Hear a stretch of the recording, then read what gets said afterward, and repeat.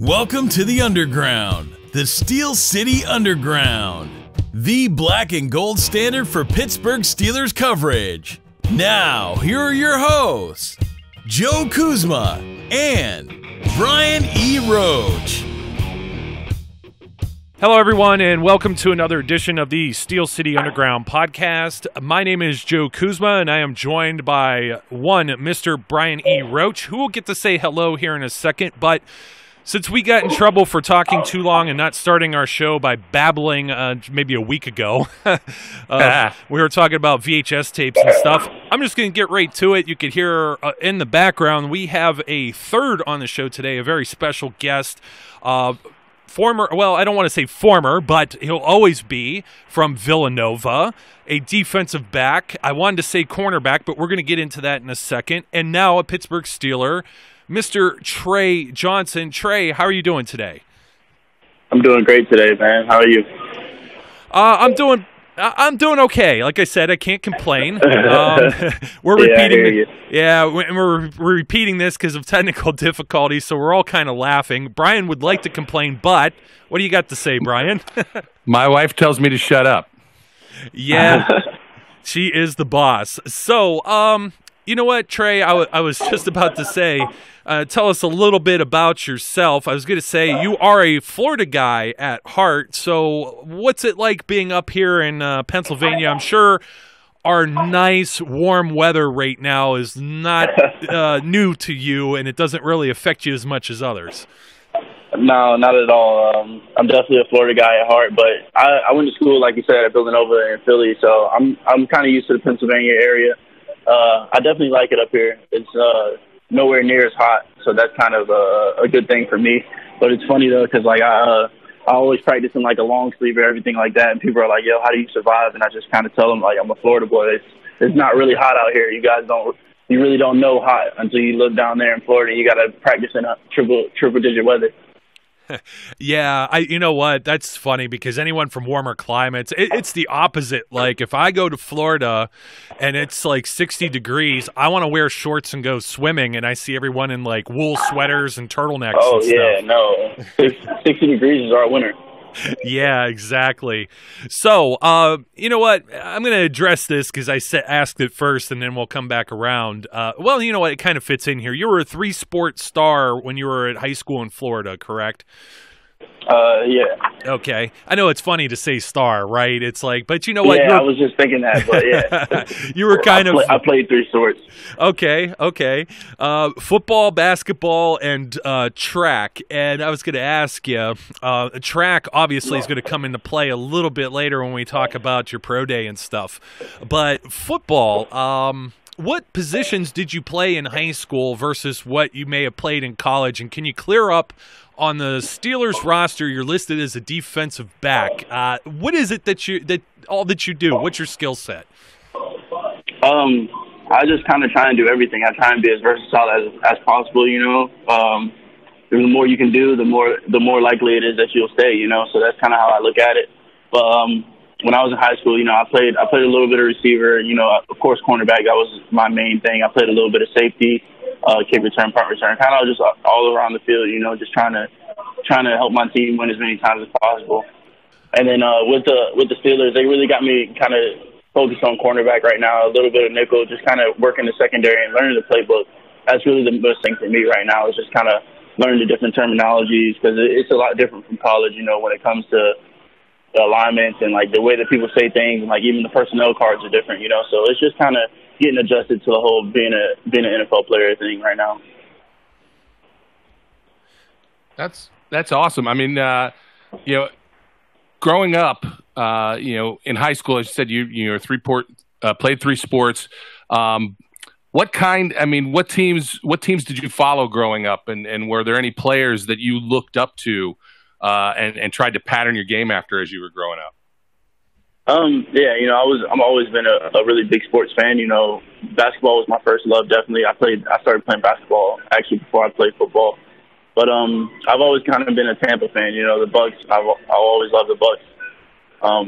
I definitely did like the Falcons too for a little bit, especially when they had Michael Vick. Michael Vick is probably my all-time favorite football player, which kind of goes against being a cornerback probably. But you know, he was just electric. It was really just amazing to kind of watch him play and just see the different plays that he would make. He was a true playmaker. But when it comes to kind of modeling my game after someone, I kind of always look towards Charles Woodson. Charles Woodson to me is like one of the great cornerbacks to ever play the game. You know, especially when it comes to just how we just talked about, like the versatility of what he could do. You know, he could play bump and run. He could play off coverage. You know, he can get his hands on the ball, and when he got his hands on the ball, he tried to make a play. You know, he can come down and run support, and he can clog up that hole when you need to. You know, he kind of just did it all. And then, you know, towards the latter end of his career, they moved him back to safety, and he started showing his range and really how he can cover from sideline to sideline. You know, so that's just something that, you know, I try and emulate. Actually, it's kind of funny you mentioned Michael Vick. I don't think you're the first or the last interview we'll have that's mentioned Michael Vick. I wanted to say, Brian, that may have been, Trey, your new teammate, Keon Adams. Last year we got to speak to him, I do believe. And for those who may have forgotten about Keon, he was on injured reserve last year. He's an outside linebacker. And I think he mentioned Michael Vick as well as being his favorite player, that's not too wild of a stretch. Now, Charles Woodson, for various reasons, we're going to probably say, myself and Brian, a great pro career, but college we didn't like him so much because we're Buckeye fans. Oh man, yeah. So he definitely did y'all dirty. Man. Yeah, which is kind of strange too, because, you know, just being a small world. I'm a graduate of an FCS school myself with Youngstown State. I'm sure you've heard of them, being in your world of Villanova. So I've always known Villanova long before they became the basketball power, and it's kind of crazy, you know. Did that ever come through your mind now that you said, you know, basketball was your first love? I'm sure you had to be loving your college years there at Villanova with the success of their basketball program. Yeah, that was definitely a beneficial thing to kind of see, especially, you know, I was there when they won, not this past national championship, but the one 2 years ago. I was obviously on campus or whatever, got to experience that. That was, you know, definitely a highlight of, you know, not only my life but my college career. You know, it was something amazing to be a part of, and I was happy I was able to be. Yeah, and now, so coming out of like an FCS school, what was the draft process like? I mean, were you nervous? You know, we all know once you're in, you know, regardless of how you get there. But you know, how did that all play out for you? I was a little nervous, you know. Well, I wouldn't say nervous. I would say more so anxious, you know, not really knowing what the future holds, you know. It's just kind of this feeling of kind of being stuck in limbo, you know. Your future is in somebody else's hands, and you don't even know whose hands it's in, you know. So that was just kind of the stressful and hard part of it, I guess. But, you know, I enjoyed really every moment of it, you know, especially when it came to training and different things like that, you know, just trying to better myself. You know, I felt I grew a lot, you know, as an individual and as a football player. You know, I learned a lot about, you know, the whole business and everything like that. So it was definitely a fun process to be a part of. Cool. Now, I know at your pro day you had said you wanted to run like a 4.3 and you ran a 4.33. Would you consider speed to be your strength?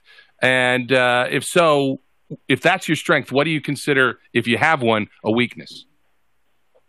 Yeah, I definitely do see speed as one of my strengths. You know, it's something that you really can't teach. You know, you can tweak it, but you can't really give somebody, you know, a speed like that. So I'm definitely blessed to be able to have that.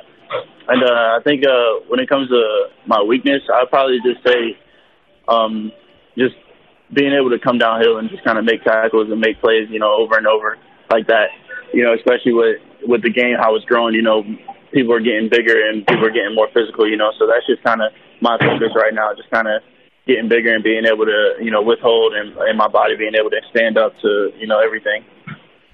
Yeah, I would say, too, I didn't want to make mention or say anything about being 5'11", because a lot of people classify that as a small DB, and obviously, you know, that, you know, myself, I'm 6'5", and a lot of people say, oh, that's great, you're tall, you can reach things off the top shelf. Well, it also is a hindrance, and I also knew playing basketball, maybe like yourself, that I wasn't even that big as being 6'5", when you got the 7-foot giants and whatnot out there. So certainly bigger, faster, stronger, but you definitely got the faster part down, for sure. But as you went through this draft process, you said you were anxious, and then you find out probably maybe a possibility in your mind was going undrafted.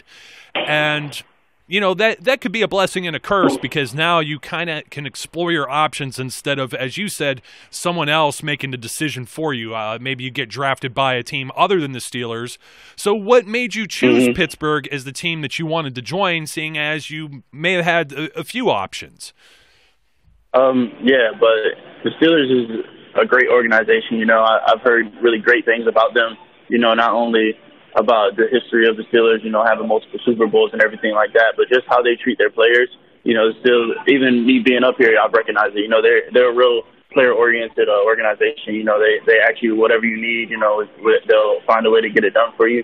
And that was something I heard before, so I trusted it and I believed in it, and of course I want to win the Super Bowl, man. I love winning. I love, everything about it. So being able to have the opportunity to do that, as early as this year, I feel like, it's something that I wanted to be a part of and something that, I look forward to being a part of. Trust us, everyone listening to you right now would enjoy a Super Bowl trophy, another one in that trophy cabinet. So, I guess growing up as a Florida guy, we've spoken to some other Florida guys before, and of course, you said Tampa Bay. And by the way, Tampa Bay, are you a fan of the creamsicle, kind of the off orange? Did you like that type of deal? Yeah, man, the orange. The sherbets? Yeah, man, I like the sherbets, man. those were great. We were just talking about that the other day because, Juju came out with the new throwback and we were talking about throwbacks. Yeah. So, but, aside from that, disconnecting from the Bucks and everything like that, what are your impressions now that you're a Steeler? You're a member of this organization? I have great impressions, man. I love the Steelers organization and the whole Pittsburgh Steelers fans, man. You guys are diehards. I feel like everywhere I go, people are just wearing Steelers gear, and it's just a nice feel, I got people following me on Instagram, messaging me and stuff, just randomly just telling me that they're happy that I'm a Steeler.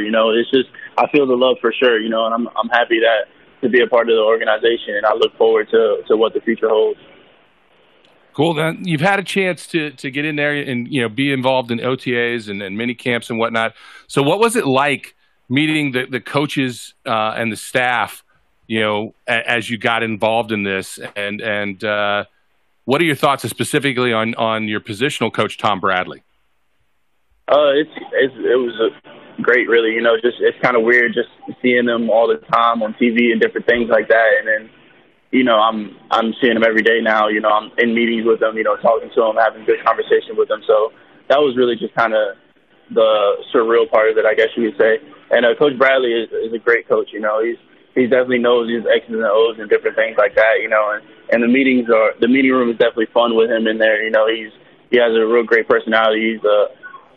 And even the DBs that are in there with us, man, we got some great personalities and great characters in there. So, the DB room is always real entertaining, and we always learn a lot, when it comes to implementing the new plays for the playbook. Every day we're kind of putting in, another layer of the playbook, so everybody's learning real quick. Everybody's getting it right, and Coach Bradley's definitely doing a great job, holding everything together and getting the secondary together and correct. That sounds pretty good, and it's a good lead into what we were going to ask next, and that was pretty much, I hate to ask. I don't even want to ask. I'm just going to kind of say it slyly on the side, and you don't have to answer. But we usually ask some of the rookies or anyone that's new if they're starstruck at all by some of the guys that they're hanging around in the locker room or whatnot. But you don't have to answer that because I know that could get you in hot water if somebody else were to hear this. But is there anyone specifically that maybe do you have a mentor on the team yet, or somebody that's kind of taking you under their wing, or a veteran that you're hanging out with, or just is it just kind of like everybody that you're? I don't know. I'm kind of looking for, is somebody got you under their learning tree, for example, or anything like that, or somebody specific you go to? Yeah, I feel like everyone has kind of taken me under their wing. I feel like I can really ask anybody any question when it comes down to it. They're all knowledgeable of the playbook, and of what to do in different situations. And they definitely are available.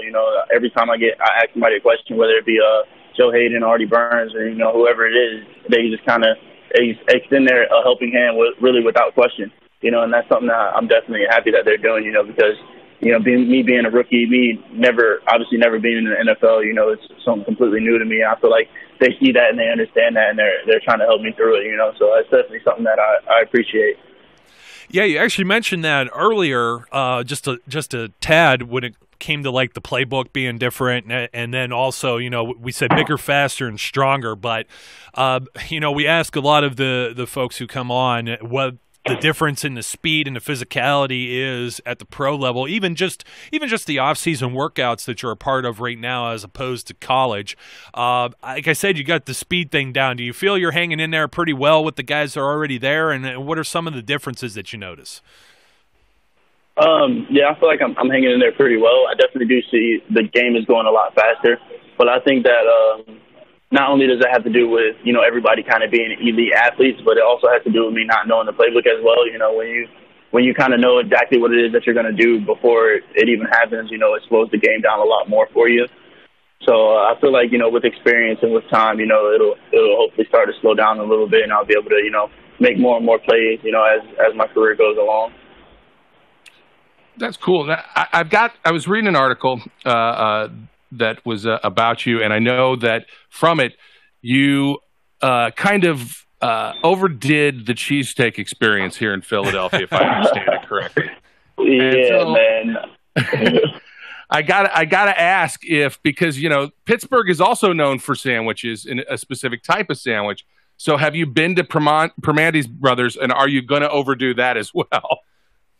Man, I have not been there. I actually haven't even heard of that. What kind of sandwiches do they have? Oh man, they just came. Well, they just announced that they're releasing one today that has pierogies on it. But basically, it's two big pieces of like Italian bread. And what they'll do, and I know I'm going to get flamed by Eric for this because I don't do coleslaw, but they put coleslaw and fries and cheese with a meat, and they do like a dozen different meats. It could be kielbasa, ham, turkey, and then they have like a seasoned hamburger. It's the Pittsburgher, which they say is the. Hey man, you got me sold already. You're gonna have to find it. You ask some guys about that. What did you say it's called again? I'm sorry. Primanti Brothers. Primanti Brothers. Yeah, I'm gonna definitely try and figure out about that. I want to be a part of that for sure. Food is right up my alley, man. I'm actually sitting in a restaurant right now. What are you eating right now? I'm about to eat some Qdoba in a little bit. After this interview, I'm gonna give me a nice little bowl. There you go. My wife would be jealous. Yeah, Qdoba is definitely the move, man. So I take it you haven't had the full tour of Pittsburgh then yet. No, I actually haven't. I've just kind of been just chilling around here.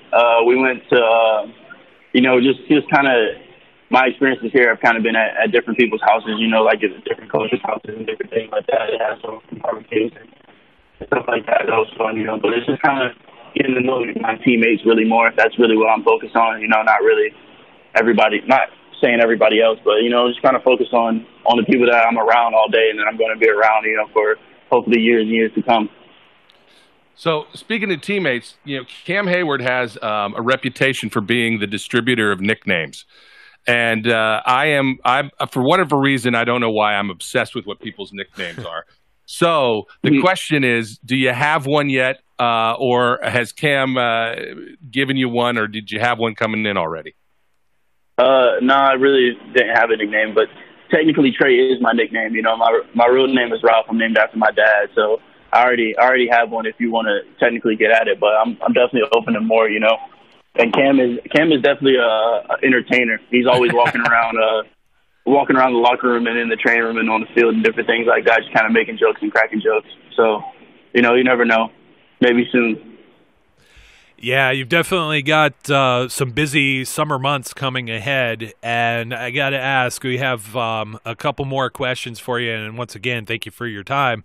Let's just say, the path for football and any of the NFL rosters, they can only keep so many players, and what do you see your path as far as your pro career and maybe even plans after football?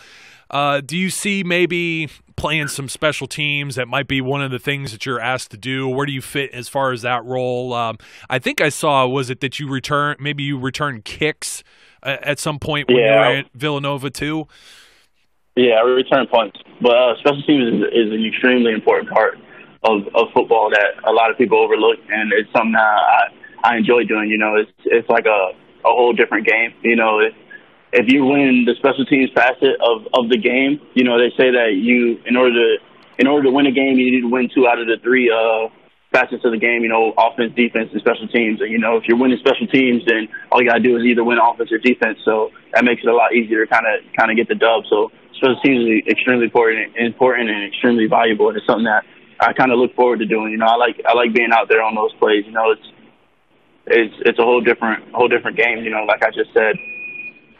Yeah, in high school, the special teams coach actually had a motto that said "Special teams wins games." So yeah, it's definitely it does. Definitely true. Especially if you're having a day, you know, where your offense may not be working or your defense isn't working, but you know, if your special teams is out there making plays and creating turnovers, it kind of offsets all of that turmoil.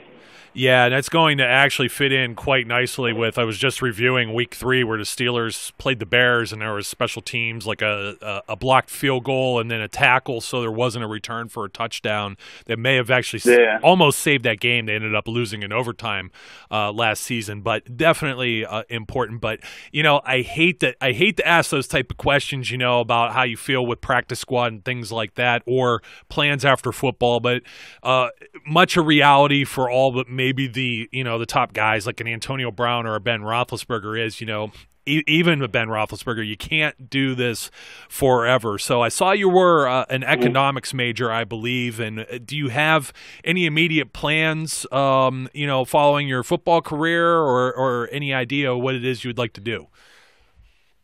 Kind of, you know, I feel like I just kind of want to go back home and just kind of help people understand money better. And just kind of how to save and how to spend it, and not really just a lot of people when they come across money, they just, especially when you never have it or never had it before, you just kind of go out and spend it and splurge on it. But, you know, I want to kind of teach people about investing and learning how to make your money, have your money make money for you, you know, and living a modest life. You know, you don't need like all the fancy cars and everything like that, but, you know, you just need something that's going to get you through the day and get you through the week, you know, and then have money in the bank account so that way you can create like a legacy for your kids, you know, and that way, you know, your entire family is wealthy. You know, it's not just about you or the individual. It's about, you know, everybody. I tell you what, I could use you in our household right now. We have a little a little 4.5-year-old money pit, and then she eats us out of house and home and schooling and everything else. So definitely. But I wanted to wrap on one final thing that we do like to ask everyone that comes on to the show is. And you know, we do run a PG show here, so be careful with your answer. Tell us something that no one would know about yourself. No one would know about me. I don't know, just probably that I longboard a lot. I actually really enjoy it. It helps me clear my mind. It just kind of gets me away from the harsh realities of life, I guess you could say. It's just real relaxing. I kind of, you know, not to sound weird or anything, but I like having the wind blow through my hair, you know, with me having dreads and everything like that. So it's just kind of fun, you know, just to be able to just kind of cruise on a longboard, you know, maybe listen to some music, take in the scenery, different things like that. Excellent. Well, it's going to be tough to do with the Three Rivers, and you'll find out right after Labor Day that it doesn't get up to the 80s or 90s or warm enough to. Yeah, I was about to say, it's about to get real cold.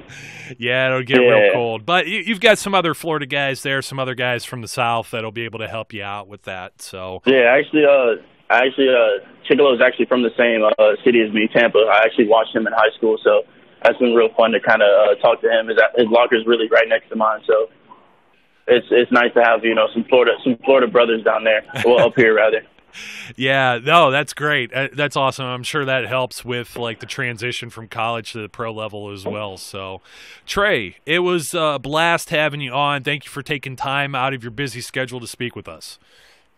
Yeah, thank you, man. No problem. Thank you guys for having me on the show, man. Is there anything else you would like to say, or anything in particular you'd like to say to our listeners, or you could even tell them how they could maybe keep up with you? You had mentioned Instagram. Maybe you have a Twitter too. I don't know. You're a little younger. Some people say Twitter's for the old men like me now.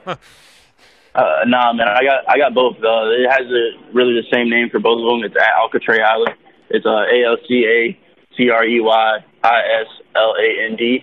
And my Instagram, I think it still has the number 8. I mean, my Twitter still has the number 8 after it, but my Instagram is just Trey Island, no number afterwards. So that's really how you can keep up with me and kind of watch what I'm doing, I guess you could say.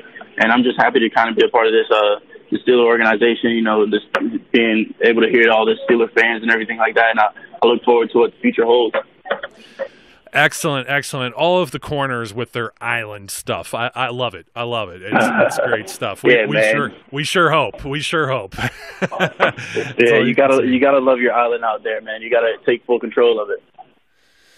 All right. Well, that was Trey Johnson from Villanova, now with the Pittsburgh Steelers, defensive back. Well, I guess we'll still label him as such. And once again, Trey, thank you for your time. And Brian, thank you. I know you're sitting back there patiently. You have anything else for the greater good? Now, Trey, I just wanted to again say thanks for taking the time. It was a pleasure talking to you. We look for good things, hope for good things. Joe, as always, it's been a pleasure.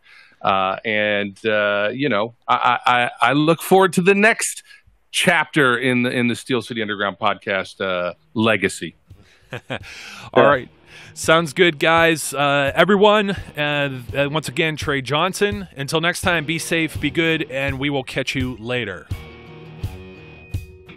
We would like to thank you for listening and remind our listeners to follow us on social media and our website, www.steelcityunderground.com.